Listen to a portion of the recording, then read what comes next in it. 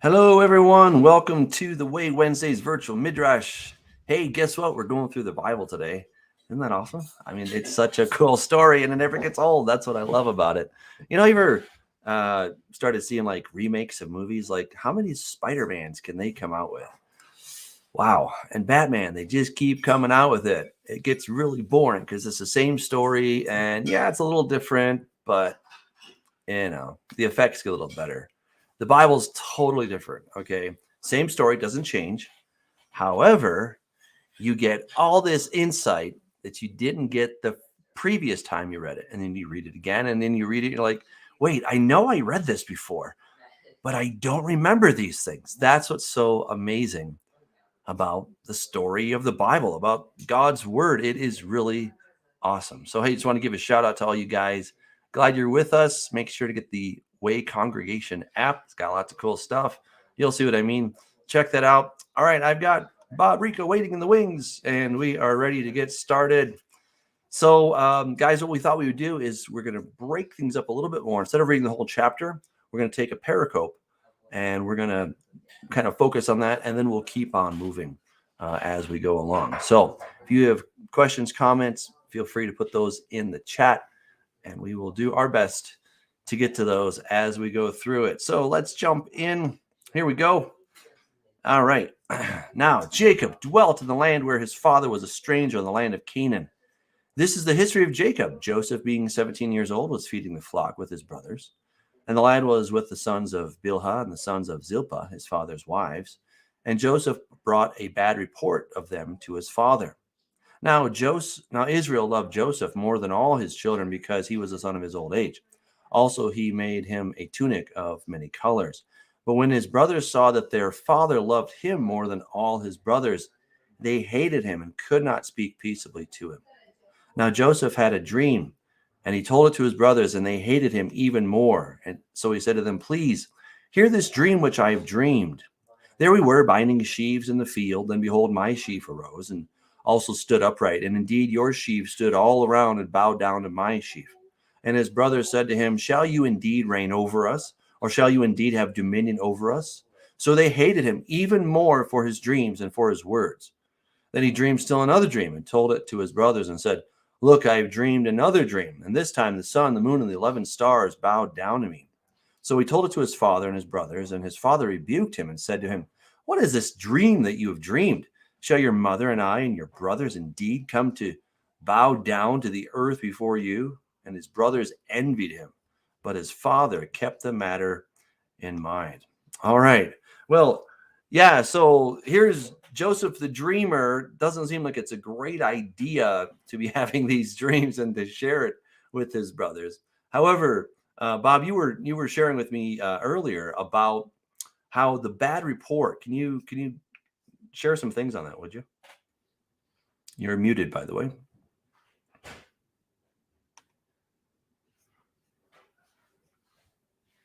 You're still muted. All right, getting there. All right, hit the button. Yeah. So while he's doing that, we'll let him get his technical stuff together. So what the text here, let's just go back. All right. So they're, of course, dwelling in Canaan. It says he was a stranger. That's an important thing, right? He does not yet have his own land. Right. It's coming. It's going to become his, but it's not that. And then it says this is the history. The Hebrew, it's Eli Toledot. Right. So it means these are the generations of. It's essentially what was happening here is if you imagine a room full of scrolls, and as you go and you grab a scroll, you do a little dog ear on the corner, like which scroll is this? And you look inside there and it says, this is the account of Jacob. You're like, oh, okay. And so then you would read that. Genesis is full of these colophons, is what they're called, and probably taken from the original people who were in it, like Joseph or Jacob, right? That these are the people who actually wrote this.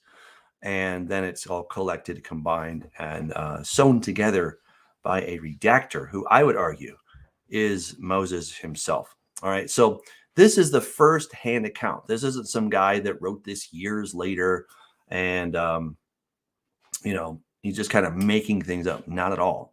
And what's so interesting here is that, so Joseph is 17. He's hanging out with the sons of Bilhah and Zilpah, and he brought a bad report. All right, this word here, dibatam, whispering defamation, evil report, whispering defamation, evil report, just kind of says the same thing. So it could it be that he was jealous of his brothers and he's just tattling on his brothers? Or could it be that they were doing something, that they were doing something that they were not supposed to be doing? Probably the latter, that they were doing something they weren't supposed to be doing, and they told it. So then Joseph tells his dad, and there you go. All right, I think Bob is with us again. Yeah. All right. Well, I'm getting a delay. Oh, okay. Joseph, hello? You're here. Okay. Can you hear me? I can hear you. Okay, good. Because I wasn't, okay, very good. The thing we talked about earlier was the fact that Joseph is known later on in history as the one who fills a role. He's the archetype for Isaiah, speaking of him. First of all, there were two messiahs. One was Ben David, the son of David, and the other one was Ben Yosef, the suffering servant. Now, what is going on here is that this entire section, this parsha, is, in fact, to the end of the book of Genesis of beginnings, is going to be an issue about A, destiny, and B, character and righteousness, how a person is. And if Joseph was so highly regarded, the understanding that the sages had about Joseph, as well as the prophet Isaiah, was this 17-year-old in this case is actually fulfilling his father's desires. He's doing what his dad asked him to do. Now, as we talked about this phrase, the da ra, the word is evil for ra, and the da had to do with observing. There was an observation of evil, and that behavioral report, whatever that was, in terms of that evil that was done, we're going to see the same word ra used again in a few more verses, actually, right after this chapter. People are going to die because they're evil. So to what degree was evil? Was it ra or ra? Was it with a double A? Well, one of them has a double A. He's a dead man. Yeah, the only reason it has a double A is because it's feminine. Oh, really? Otherwise, it's exactly the same. So he did something that was... The diba ta is the... or the diba, that's the thing that is feminine. Okay. Yeah. So that's all right. It's an observable evil. That's what I'm saying. Mm-hmm. So it's something that these four brothers did. Whatever he observed to go when he was asked by his father to go see, he did report it accurately, and they didn't like that. They didn't like that one bit. Now, in terms of the son of Joseph, in order for the Messiah to use Joseph, as it were, or for them to use Joseph, he had to be a perfect type of individual. His character had to be above board. And this entire story about Joseph is going to be a story of testing, a story of vulnerability, a story of worthiness to be used in the future as the suffering servant of the Messiah. The Messiah, the suffering servant. Now, as we both know, the rabbis, after Jesus, in fact, before Jesus came, they knew that there was going to be two messiahs. They expected David to take and break the yoke of the Roman Empire on their neck. So they were expecting him on a white charger to come zoom and get rid of the Roman Empire. They were not expecting the suffering servant of Joseph. Suffering servant Joseph, rather. However, later on, they mentioned in Sota, for example, in one of the passages, it says, maybe we killed the son of Joseph. And there must have been, in that room, there must have been silence. And the reason was that the Hakel doors did not open any longer during the Day of Atonement. And they said 40 years before this, they used to. But why didn't they open now? This is written in 70 AD. Or just, 40 years. Yeah, about 70 AD. So this is an interesting archetype. So if it's going to be used as the archetype for the suffering servant of the Messiah, then we have to take a hard look at the character of this young man who was 17 years old. And God gives extraordinary powers of a prophet to actually be viewing these dreams. And then he's vulnerable. What does he know about the world, per se? So don't you know everything when you're 17? That's a good question, but look at him. He goes to his brothers and he says, what does this mean, basically? I had these dreams. You guys are the old guys. You guys are my big brothers. I would expect wisdom coming from you. You guys are experienced. What does this mean? They knew what it meant, but he didn't know what it meant. And they hated him for it, right? And that's the incredible parallel that we're going to see throughout this whole story of Joseph, is that here comes the one sent by the Father. He observes the conduct of the brothers, that it's evil, tells the Father, the brothers hate him for it, and then try to kill him as a result, or in a way kill him, but of course they don't ultimately. But I mean, it sounds so familiar, right? Here comes Jesus. They would right? have. He's testifying of their works, right? He's testifying he's come from the Father. What happens? The leadership hates him for it. The big brothers, they hate him, and they kill him, right? I mean, my goodness, what an amazing thing!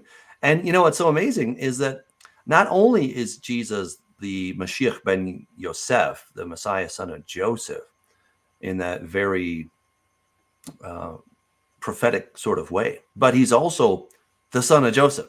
I mean, you know, his adopted father was Joseph. Right? And right. So, I mean, it's just, you know, it's like God, right? Let's give a guy named Joseph will be the dad, you know. So you can't really miss this. I mean, well, you can, but you shouldn't, because it's clearly there. Well, when he does come, Israel will be beating their chests because they're going to recognize it. All the stories, the old traditions that nobody wants to think about. It'll probably begin with the oldest and it'll go to the youngest and start beating his chest as one who has lost his own son. Mm-hmm. That's going to be powerful. Yeah. That's the cherry at top of the pie. Yeah. Because all of a sudden, since, as you were mentioning, in terms of all these stories who come back and again, you know, you go through the Torah every year, right? And every year, this whole thing becomes alive. Mm-hmm. And it gives you a new insight. It gives you a new material that you've never seen before, because his Holy Spirit is revealing himself to us. Yep. And not directing any attention to himself. He's directing it to the text and then makes that text live and speak to us. Absolutely. Let's get to the next pericope here. Okay. So then his brothers went to feed their father's flock in Shechem, and Israel said to Joseph, are not your brothers feeding the flock in Shechem? Come, I will send you to them. So he said to him, here I am. Then he said to him, please go and see it if it is well with your brothers and well with the flocks, and bring back word to me. So he sent him out of the valley of Hebron, and he went to Shechem. Now a certain man found him. There he was, wandering in the field. And the man asked, what are you seeking? So he said, I am seeking my brothers. Please tell me where they are feeding their flocks. And the man said, they have departed from here, for I heard them say, let us go to Dothan. So Joseph went after his brothers and found them in Dothan. Now when they saw him afar off, even before he came near them, they conspired against him to kill him. Then they said to one another, look, this is the dreamer. This dreamer is coming. Come, therefore, let us now kill him and cast him into some pit.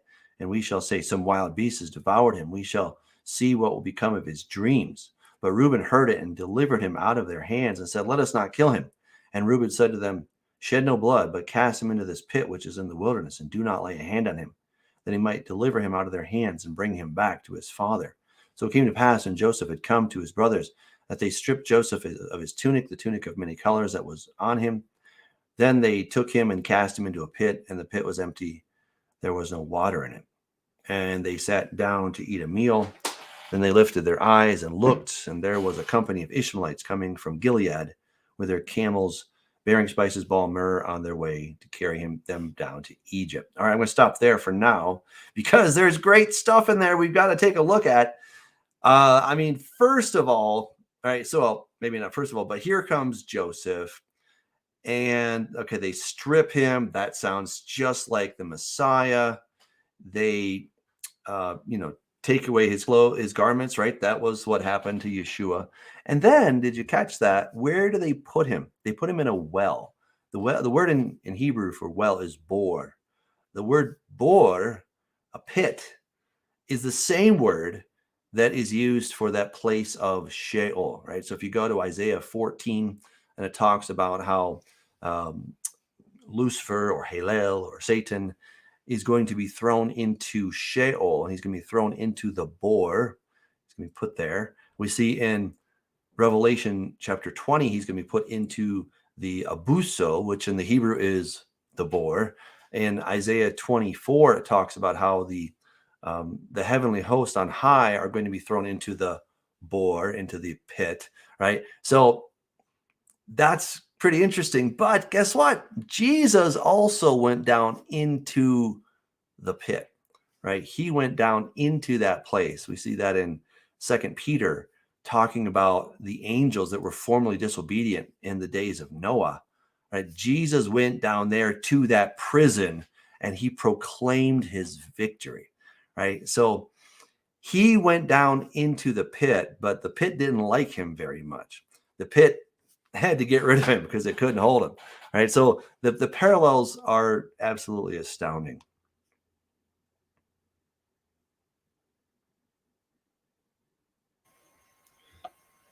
Well, if we take it from the top, from verse 12 or so, and we the geography is really, it's always marvelous just to take a look at what is it that happened from here to there to there to there. And we see that he's traveling from Hebron, and he's going north, and he has to pass Shechem. Now, there's where the sheep are supposed to be, right? To Shechem from there, from Hebron, is about 20 miles. Now, that's quite a distance for a 17-year-old to go by himself, and a lot of trust. It doesn't say that he went with his servants. He didn't go with anyone else. He just went alone, all by himself on that trail. He gets to Shechem. What's interesting is that in the previous parsha, we read about the Dinah incident, and everybody, as kind of a postscript, knew that these Hebrews were not to be messed with. They all knew that they were extraordinarily violent, that they could take care of themselves, and wherever they went, hey, just enjoy yourself. Yeah, feed your sheep. So here's this man all by himself, this young boy, his 17-year-old, and he's going on the way. And he finally, we see this stranger, verse 15. Who could that stranger be? A certain man was found, and behold, he was wandering in the field. He was wandering in the field. And he comes upon this young man, and he's asking, what are you seeking? I'm seeking my brothers. Please tell me where they are feeding. Where are they feeding? Now, this is kind of in my opinion, one of those strange situations in which God kind of tips the scale and he sends someone, a messenger, nameless, nothing exciting. He goes there for direction and to give him direction. And he does. Just think, if this stranger, this man, had not been there, we would have had a very interesting destiny for Joseph. He would have returned to his father, and what would have happened? It would have been there was going to be no viceroy over Egypt. There was going to be no food shortage in the future, in the years of plenty, or storage rather. No descendants of Joseph. There was going to be there would be no exile, no slavery of Israel, no Exodus, no Sinai, no legacy. And Abraham's dreams were just a fantasy. All because of this little encounter. If this man would not have been there to tell him where to go, well, he went on for another 35 miles, way up there to Dothan. Not Dothan, but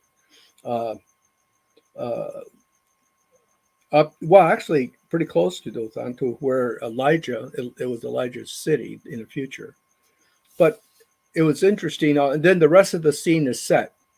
Then come the Ishmaelites, and they come and purchase him. They take him out of that cistern that he was in, and off he goes.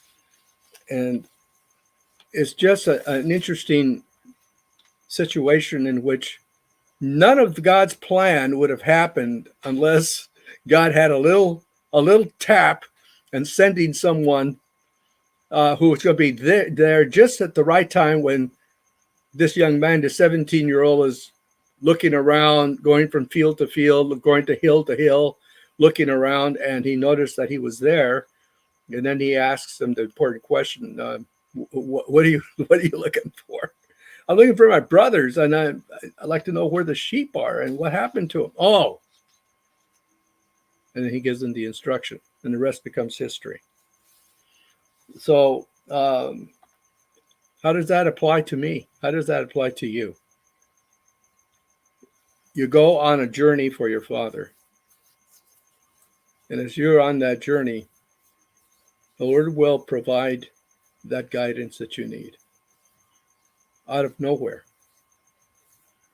You could probably remember stories that have been said in the fellowships that you may belong to, where I don't know where this person was, but all of a sudden, I this needed to be done, and it was done. My flat, a woman, her tire was flat, and someone showed up, pumped up the whole thing, got everything going for her, switched the tires, and sent her on her way. And he turns around and says, "Thank you, but he's not there." There's been many episodes of kindness and goodness on the part of the Lord when he's providing direction in our lives, and he's always going to be there. It's one of the lessons that we're going to find through this in terms of his graciousness to, in this case, Joseph. Mm-hmm.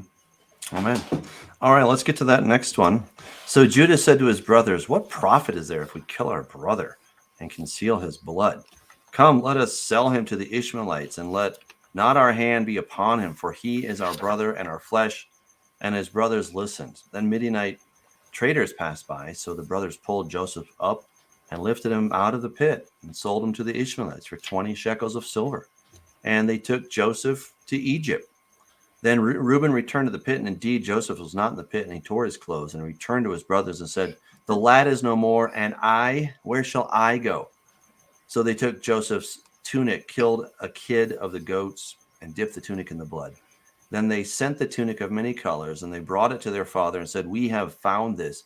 Do you know whether it is your son's tunic or not?" And he recognized it and said, "It is my son's tunic. A wild beast has devoured him. Without doubt, Joseph is torn to pieces." Then Jacob tore his clothes, put sackcloth on his waist, and mourned for his son many days. And all his sons and all his daughters arose to comfort him, but he refused to be comforted. And he said, "For I shall go down to the grave to my son in mourning." Thus his father wept for him. Now the Midianites had sold him in Egypt to Potiphar, an officer of Pharaoh and captain of the guard. Wow. You really get the sense that Reuben was kind of trying, but, I just wonder, right? You might think, well, what's one guy against the others? But Reuben was the oldest. And when Reuben noticed this whole thing, he should have said, "No, you guys cannot do this. Absolutely wrong. Stop." Right. But he was hoping to be clever instead of being strong. And, there's a time for being clever, I guess, but there's really a time for being strong. And when you're having to stand up for another, for an innocent person, even if you yourself don't like that person, you've got to stand up for that person. And, it seems like this is kind of lost today in our society.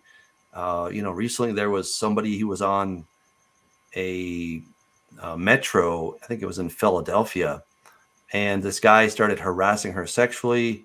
It kept escalating and escalating until finally he raped her right on the train. And what did people do?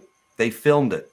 Nobody stood up. Their cell phones. Nobody stood up to defend this woman. And I'll tell you, all the Krav Maga training came on. I'm like, I wish I could have been there, just to do something, like stand up and do something. But Reuben didn't do something. Now, to be fair, this was all, of course, playing into God's hand. But I think this is where we can become really wimpy and say, well, I'm not going to do this because this is how God's going to do it. We don't know how God is going to do things. And it does not free us from our responsibility in the situation. Okay, thank you, Reuben, that you thought it's better to not kill your brother, but you didn't stand up. They would have listened to you. And if you have to lay your life down for somebody, for your little brother, then maybe that's what you should do, right? And yet, of course, he didn't do that. Unfortunate. Well, look what's happening in our society right now. The lawlessness, right? The lawlessness of the society. Ironically, isn't this ironic? A 17-year-old says, "You can't do that to my town." The police department does nothing. They're just forming a barrier. And we all saw what's happened with this event and the ultimate judgment on it. And the sad thing about it, besides all the things that are still looming behind it, is that it was the 17-year-old who decided that he wanted to protect his community. And it wasn't his community. He went to somebody else's community. Well, it was his father's community. That's where he was. That was his dad's. It was his dad's community. Although he lived with his mother, who was 20 miles away, but that was the community in which he wanted to be there, because he didn't understand why there would be this kind of outrage going on and burning down the town that he had associated himself with. Yeah, and so, he went on and acted. Yeah. I'm just saying that within the context of of this particular story of standing up, you know, Mhm. it's ironic that the rest that were getting paid to do it didn't do it, and the other people that had responsibility to do it, the elders, as it were, Yeah. Yeah. So did not Reuben take really care should of have it. done something. There's no question about Absolutely, that. he should have Yeah. done something about it. Yeah. Say, Should wait a have done minute, you can't something. do this. You Right. absolutely can't do this. Right. But he didn't. Yeah. So here we have, so he's taken away. Of course, his father mourns. They have a pretty good story here. Let's go to the next chapter. There's so much to talk about. We got lots and lots. It came to pass at that time that Judah departed from his brothers and visited a certain Adulamite whose name was Hira. And Judah saw there a daughter of a certain Canaanite whose name was Shua, and he married her and went into her. So she conceived and bore a son, and he called his name Er. She conceived again and bore a son, and she called his name Onan. And she conceived yet again and bore a son, and called his name Shelah. He was at Cheziv when she bore him. Then Judah took a wife for Er, his firstborn, and her name was Tamar. But Er, Judah's firstborn, was wicked in the sight of the Lord, and the Lord killed him. And Judah said to Onan, go into your brother's wife and marry her, and raise up an heir to your brother. But Onan knew that the heir would not be his. And it came to pass, when he went into his brother's wife, that he emitted on the ground, lest he should give an heir to his brother. The thing which he did displeased the Lord, therefore he killed him also. Then Judah said to Tamar, his daughter-in-law, remain a widow in your father's house till my son Shelah is grown. For he said, lest he also die like his brothers. And Tamar went and dwelt in her father's house. Now in the process of time, the daughter of Shua, Judah's wife, died. And Judah was comforted. And when he went up to his sheep shearers at Timnah, he and his friend Hira the Adulamite. And it was told Tamar, saying, look, your father-in-law is going up to Timnah to shear his sheep. So she took off her widow's garments, covered herself with a veil, and wrapped herself, and sat in an open place, which was on the way to Timnah. For she saw that Shelah was grown, and she was not given to him as a wife. When Judah saw her, he thought she was a harlot, because she had covered her face. Then he turned by her on the way and said, please let me come into you, for he did not know that she was his daughter-in-law. So she said, what will you give me that you may come into me? And he said, I will send a young goat from the flock. So she said, will you give me a pledge till you send it? Then he said, what pledge shall I give you? So she said, your signet cord and your staff that is in your hand. Then he gave them to her and went into her, and she conceived by him. So she arose and went away and laid aside her veil and put on the garments of her widowhood. And Judah sent the young goat by the hand of his friend the Adulamite to receive his pledge from the woman's hand, but he did not find her. Then he asked the men of that place, saying, where is the harlot who was openly by the roadside? And they said, there was no harlot in this place. So he returned to Judah and said, I cannot find her. Also the men of this place said, there was no harlot in this place. Then Judah said, let her take them for herself, lest we be shamed. For I sent this young goat, and you have not found her. And it came to pass about 3 months after, that Judah was told, saying, Tamar, your daughter-in-law, has played the harlot. Furthermore, she is with child by harlotry. So Judah said, bring her out, and let her be burned. When she was brought out, she sent to her father-in-law, saying, by the man to whom these belong, I am with child. And she said, please determine who these are, the signet and cord and staff. So Judah acknowledged them and said, she has been more righteous than I, because I did not give her to Shelah my son. And he never knew her again. But it came to pass at the time for giving birth, that behold, twins were in her womb. And so it was, when she was giving birth, that the one put out his hand, and the midwife took a scarlet thread and bound it on his hand, saying, this one came out first. Then it happened that as he drew back his hand, that his brother came out unexpectedly. And she said, how did you break through? This breach be upon you. Therefore his name was called Perez. Afterward his brother came out, who had the scarlet thread on his hand, and his name was called Zerah. All right. Ooh, wow. It's really amazing that, when they're getting rid of Joseph, Reuben is going to use, cunning to try to overcome this unfortunate situation. But the Judah's like, you know what?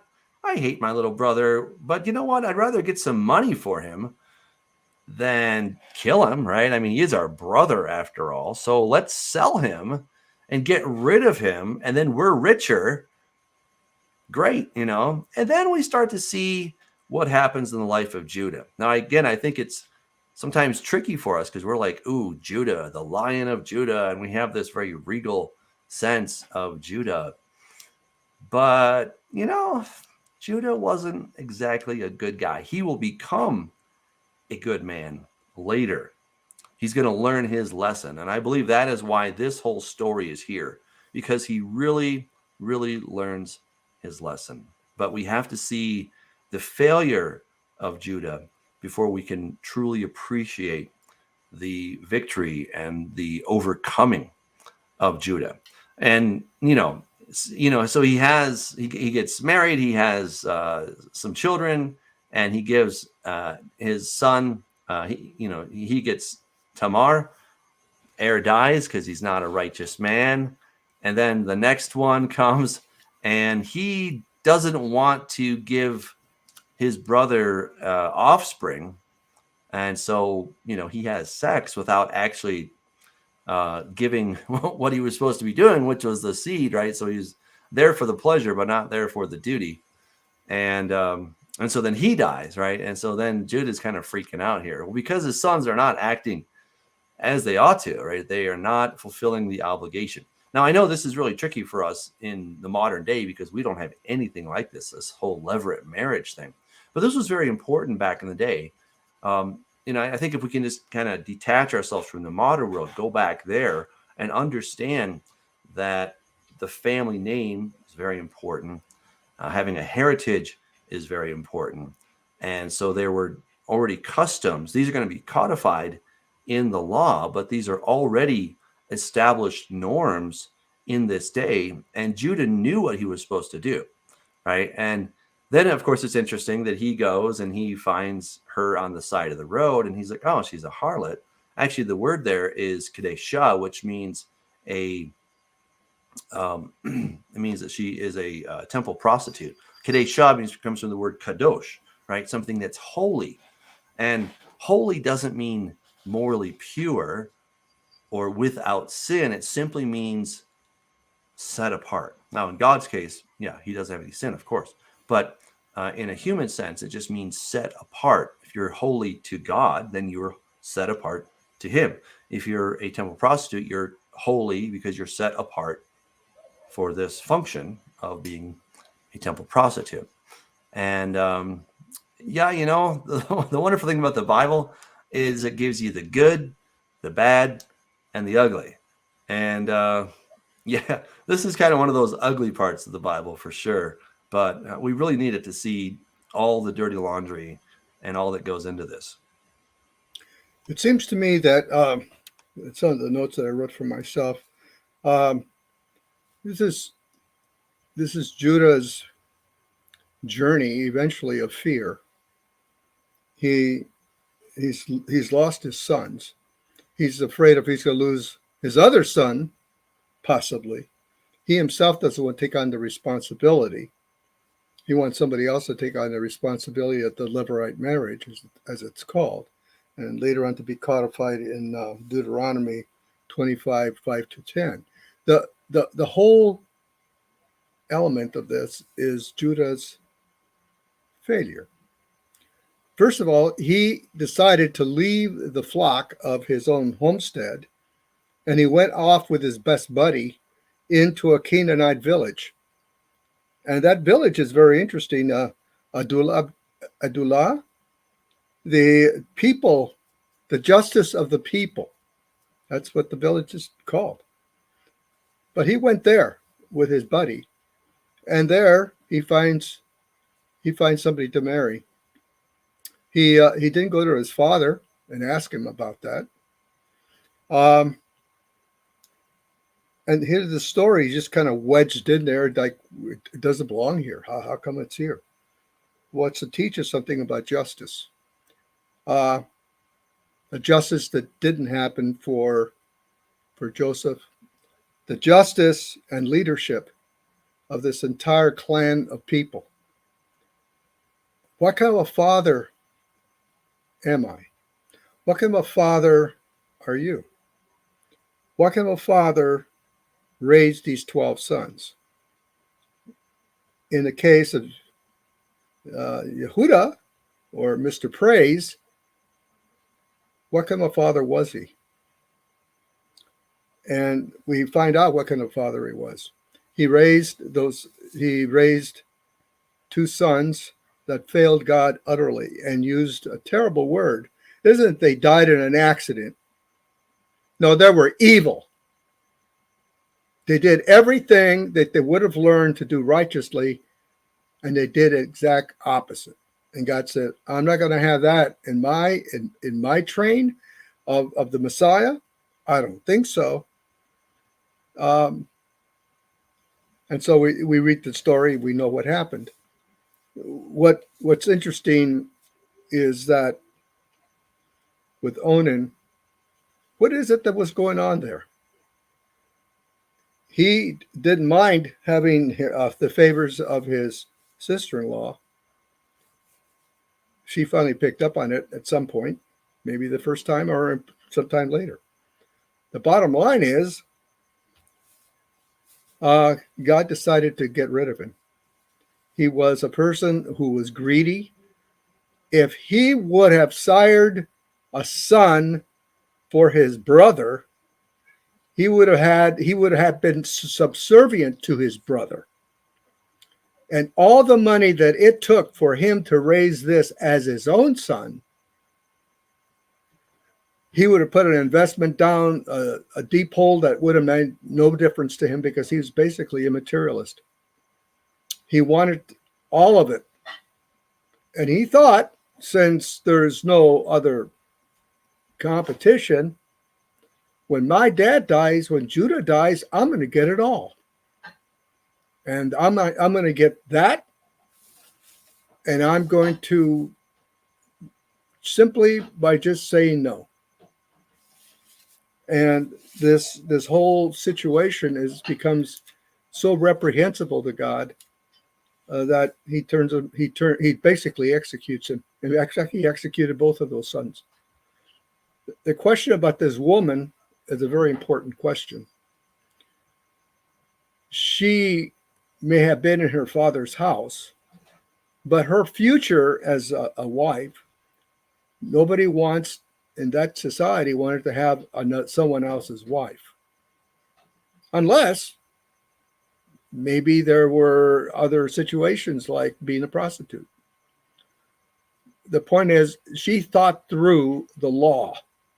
She lived in a town of the law. Apparently, there was justice there in whatever situations they had, and it was known as a town of justice. So she knew what the realities were about the law. So she conspires. She lays out her plan because nobody wanted to do the plan that everybody else knew about because everybody was too greedy. So Tamar is going to get justice, and it's justice for Tamar. So she lays out a plan. She's going to seduce Judah. She is going to get a pledge from him, and she's going to make certain that she can prove who her son is and that he deserves to be the apparent heir to Judah's estate and to take over that headship for that tribe. So she gets the medallion. It's around his neck and a cord that identifies him as Yehuda, and his walking stick, which had his seal on the stick carved in. So they knew that he was an elder. And that was essentially his hand of authority with that stick. So there was no question in her thinking of how to put this little conspiracy together. And then it's interesting also the text says that prostitutes had to wear face handkerchiefs or had scarves over their face. Just thought it was kind of interesting that she was not going to show her face at all. Yet she was supposed to be a holy person in terms of the shrine of whatever it was.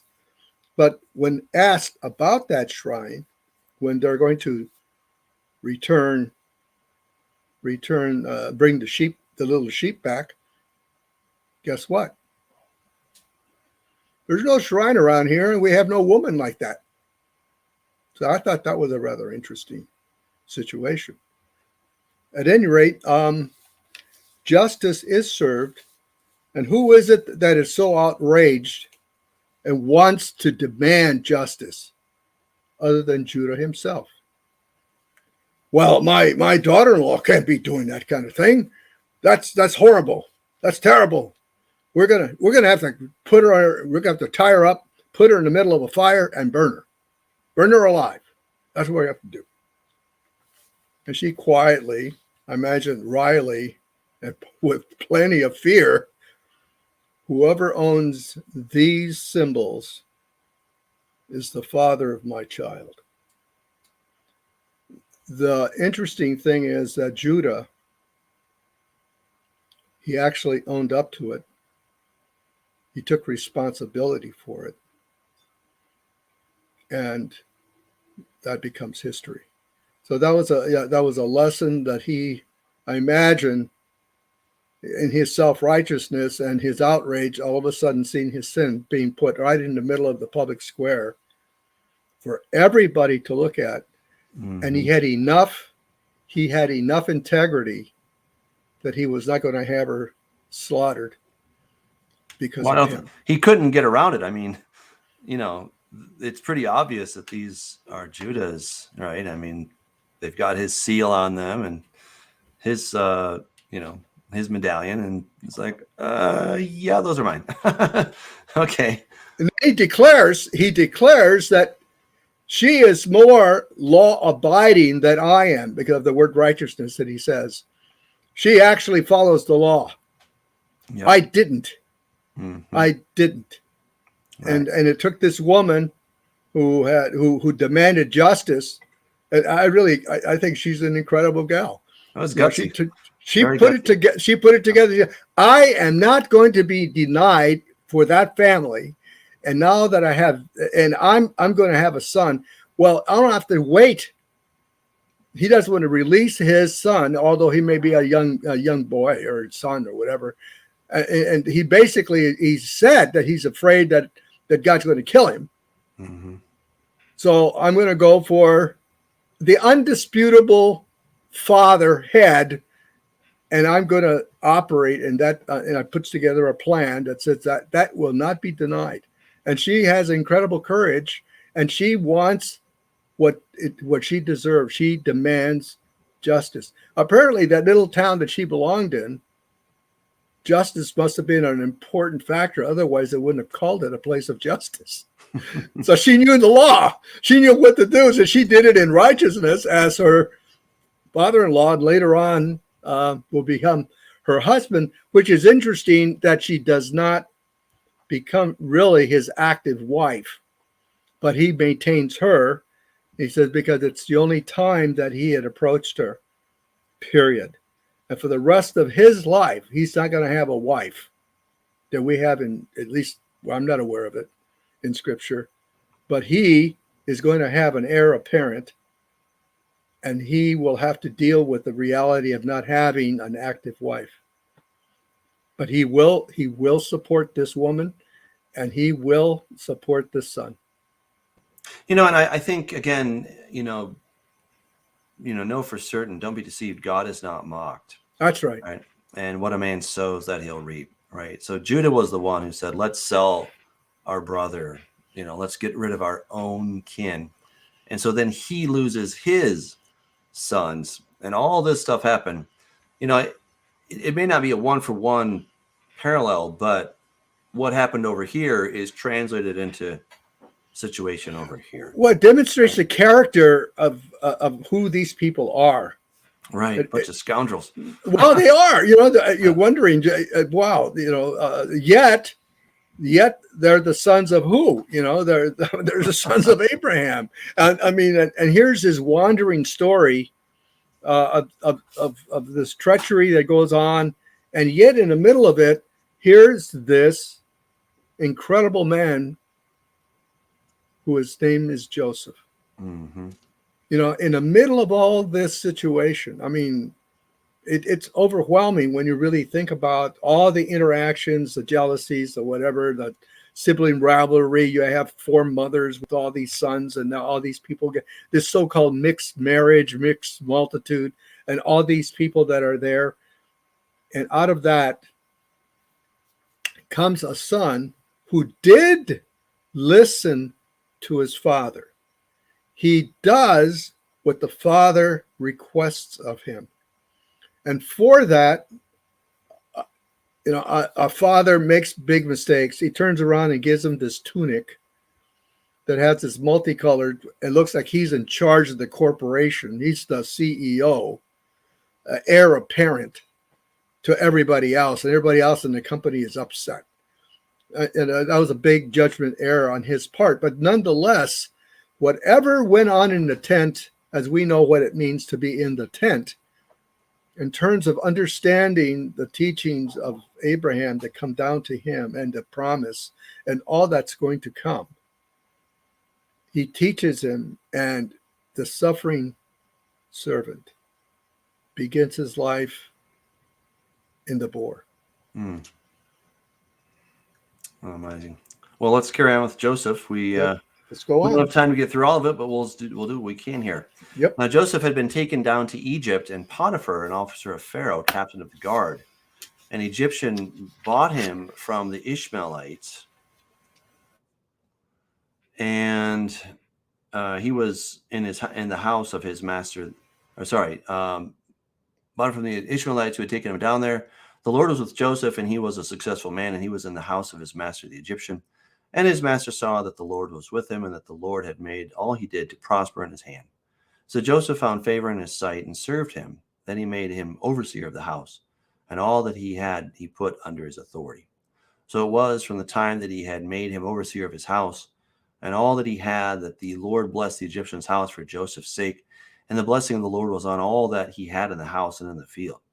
Thus he left all that he had in Joseph's hand, and he did not know what he had except for the bread which he ate. Now Joseph was handsome in form and appearance.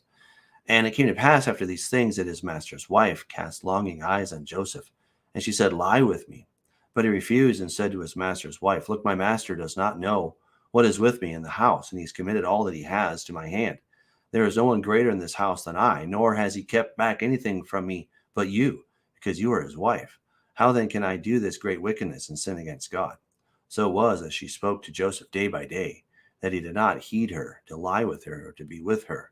But it happened about this time, when Joseph went into the house to do his work, and none of the men of the house was inside, that she caught him by his garment, saying, "Lie with me." But he left his garment in her hand and fled and ran outside. And so it was, when she saw that he had left his garment in her hand and fled outside, that she called to the men of her house and spoke to them, saying, "Look, or see, he has brought into us a Hebrew to mock us. He came into me to lie with me, and I cried out with a loud voice. And it happened, when he heard that I lifted my voice and cried out, that he left his garment with me and fled and went outside. So she kept his garment with her until his master came home. Then she spoke to him the words like these, saying, "The Hebrew servant whom you brought to us came in to mock me. So it happened, as I lifted my voice and cried out, that he left his garment with me and fled outside. So it was, when his master heard the words which his wife spoke to him, saying, 'Your servant did to me after this manner,' that his anger was aroused.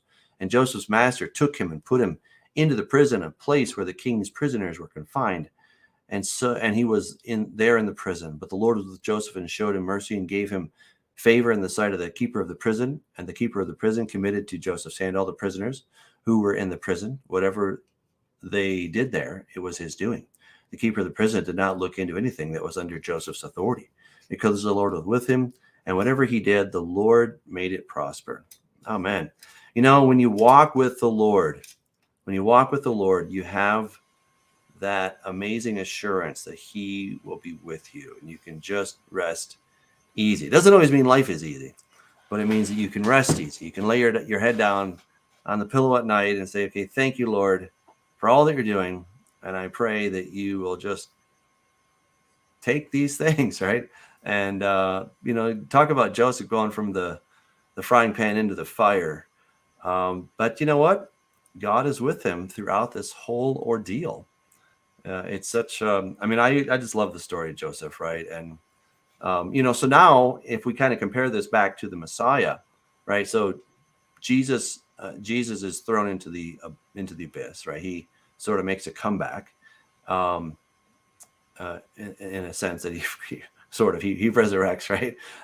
But there's still false reports about him. There's reports about Jesus that he's, not who he said he was. Even after all the miracles, people are still not believing, right? So Joseph is, enduring the trials, and he still, has altogether 13 years of being a slave and then being a prisoner until finally he will be exalted to that place where he can then become the Savior. But all of this is absolutely necessary.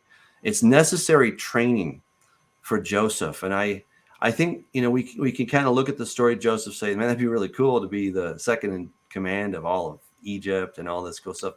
But he had to go through the fire. He had to go through those really difficult times of being tested and tried and tested and tried and tested and tried again and again until it was really clear that, he was purified as gold, right? This is what Peter talks about, that our faith is being refined in the fire.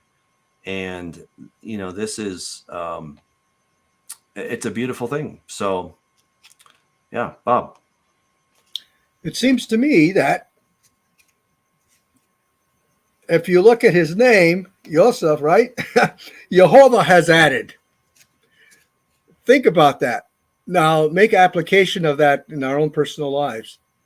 If we have Jehovah within us, we are added value wherever we go, wherever we work.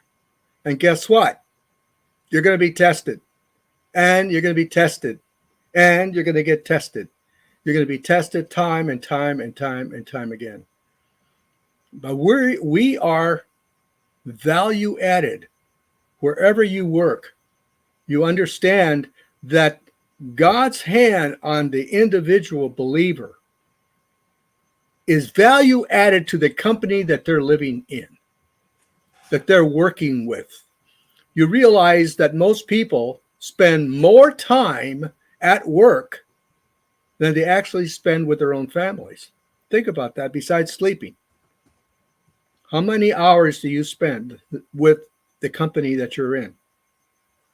And you find out that's really another surrogate family.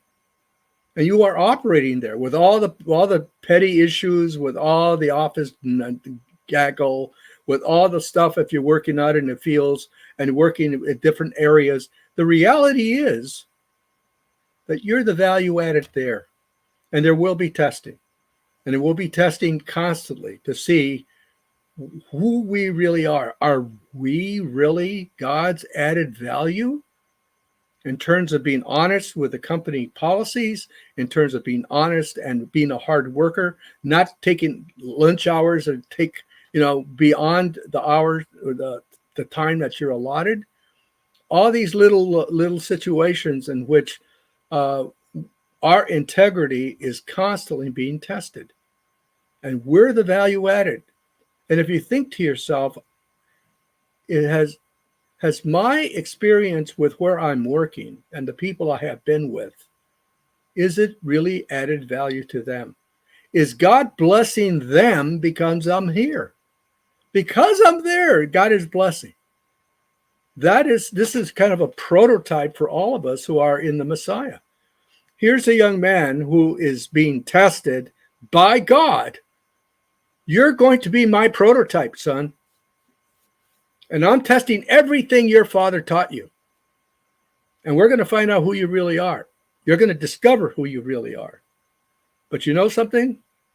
I'm going to be with you, even if it's in slavery, even in this situation. And what is it that happens? Over a period of time. How many years? I don't know.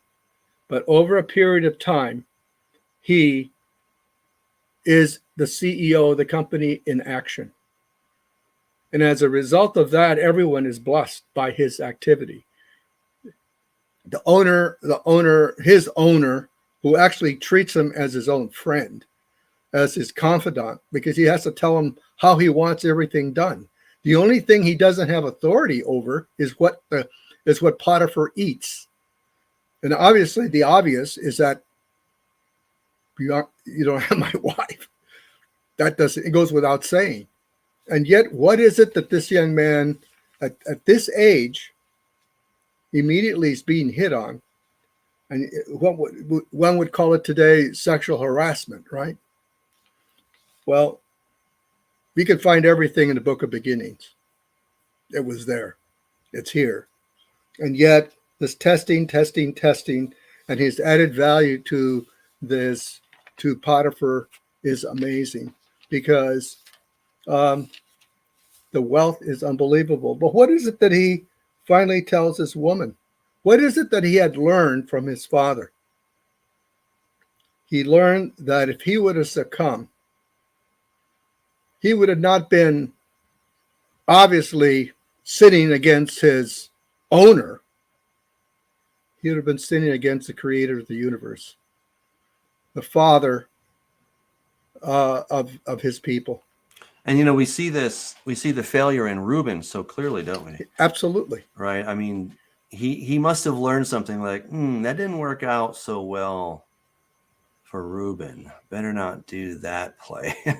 And maybe there was some talk around the tent, like, Reuben really blew it. It wasn't only against me, but it was against God that he, did this. And so, he's learning these lessons. We're going to see the things that his brothers are failing in, he is going to succeed in. But again, like you said, absolutely through testing. And I hope this is a great encouragement to everyone. Really, yes. That you may feel like you're in some times of trials, and I can't believe this happened. Maybe it was your own doing. You did something silly or crazy or stupid. Maybe it was somebody took advantage of you. Maybe it's just the ups and downs of life. These are all part of the testing that God allows us to go through. And it's not easy. And maybe unlike Joseph, we don't pass every test with flying colors, but God is faithful. Come back to God. And he certainly used Joseph. He redeemed Judah, right? He kept all the guys, right? He didn't get rid of any of the 12, as imperfect as they were, and he used them in great and mighty ways. And so much hope, so much comfort that we have in this passage here. Well, we didn't get through all of it, but thank you, Bob, for the great commentary. Thank you, everybody, for tuning in. In case you're wondering, tomorrow we're not going to have Prophecy Roundtable because it's Thanksgiving. Okay, so next week we'll be here again, and we'll do it again. So if you got questions, join me on Tuesday, 5:00 Mountain. Obviously Wednesdays here at 7:30 Mountain Time for the virtual Midrash, and then on Thursday next week we will have the Prophecy Roundtable. And of course, every Shabbat, we have the Way Congregation service. You can join us for the worship time, for the reading of the Torah. And then around 11:15 or so is when we get started in the teaching of the Word. We're going through the book of Acts. Enlightening, to say the least. Okay, very enlightening. So join us. It's going to be great. And till next time, I just want to say God bless.